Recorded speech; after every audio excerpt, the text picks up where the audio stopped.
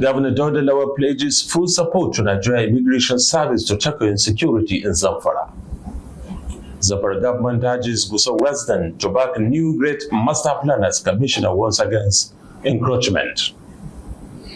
Governor Lawal appoints Ibrahim Sani as special assistant on sign language interpretation. Atiku declares 2027 race has begun, held court judgment on ADC leadership.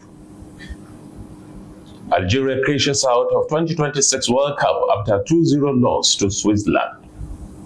Good evening, viewers. You're most welcome to Zamfara Television News. With me, Bashir Kabiru Ahmad. Zamfara State Governor Dauda Lawal says his administration will give the Nigeria Immigration Service all the support it needs to fight insecurity in the state. The governor gave the assurance on Thursday during a courtesy visit at the state controller at Government House, Gusau. He said the administration will provide all necessary assistance for the service to achieve its mandate. Earlier speaking, Controller Musa Audi said the visit was to seek collaboration and support from the state government for effective service delivery. He commended the governor for his dedication to the development of Zamfara State. Zamfara State government has urged residents of Gusau to cooperate fully to the successful implementation of the new Gusau Great Master Plan. Commissioner for Housing and Urban Development Alhaji Nasir Ibrahim Zurmi Medical at the conclusion of stakeholders' engagement on the revised plan. He says poor public cooperation is the major challenge hindering execution of the plan.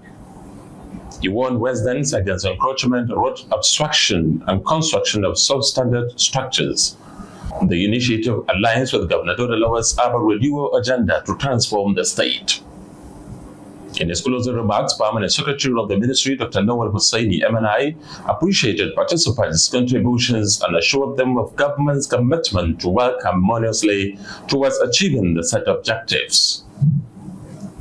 Different stakeholders expressed their views, observations, and recommendations on ways to ensure the success and realization of the Great Gusau Plan. Governor Dauda Lawal has approved the appointments of Ibrahim Sani as Special Assistant on Sign Language Interpretation. Announcing the approval, Secretary to the Zamfara State Government, Malan Abubakar Muhammad Nakwada, said the move is part of the administration's commitment to inclusive governance. He said the appointment will bridge communication gaps and enhance engagement between government and persons with hearing impairment. The National Orientation Agency, NOAA, and the Independent National Electoral Commission, INEC, have agreed to strengthen their partnership on voter and civic education ahead of the 2027 general elections.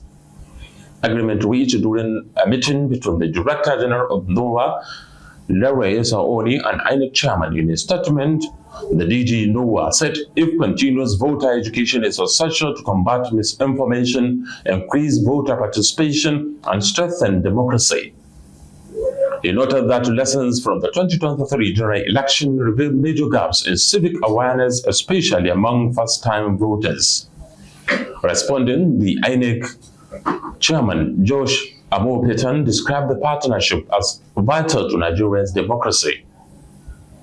Both organizations pledged to begin preparations early for the 2027 elections through joint voter education campaigns, grassroots sensitization, and coordinated effort to promote civic responsibility, increase voter turnout, and strengthen public confidence in Nigeria's democratic process.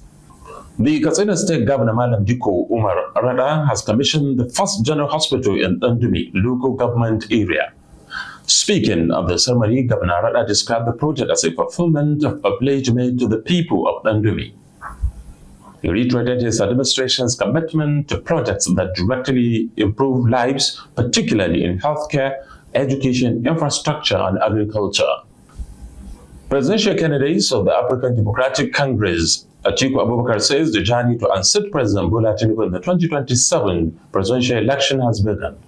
Reacting to the recent court affirmation of David Mark as party leader, Atiku stressed that the judgment is a victory not merely for the party, but for constitutional democracy and the rule of law.